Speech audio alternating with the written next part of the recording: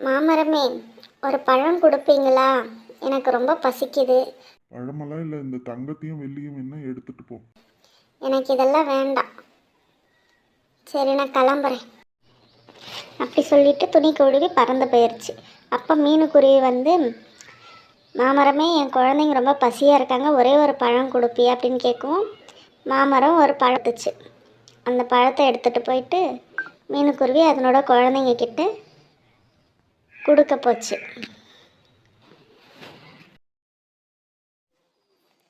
சோனு, என்ன இன்னும் அம்மா வரல? ரொம்ப பசிக்குது.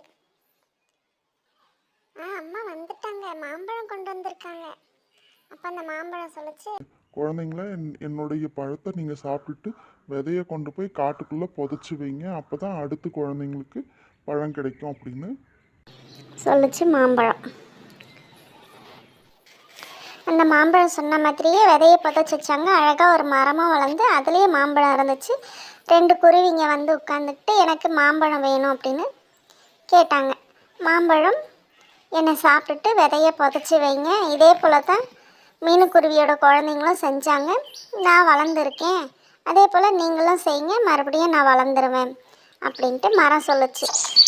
சரிங்க மாம்பழமே, நீங்கள் சொல்கிற மாதிரி நாங்கள் அதே போலயே செய்கிறோம்.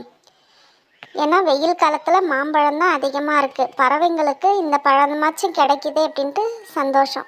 ரொம்ப நன்றி மாம்பழம், நீங்கள் எங்களுக்கு இந்த மாதிரி உதவி செய்கிறதுக்கு. நாங்கள் நீங்கள் சொன்ன மாதிரி கண்டிப்பாக செய்வோம். இதே போலயே பக்கத்து காட்டில் எங்கள் வீட்டுக்கிட்டேயே கொண்டு போயிட்டு உங்கள் விதையை நாங்கள் புதைச்சி வச்சிடுறோம். ரொம்ப நன்றி மாம்பழமே. ஒரே ஒரு பழம் மட்டும் எடுத்துக்கிட்டு கிளம்பிருச்சு குருவி.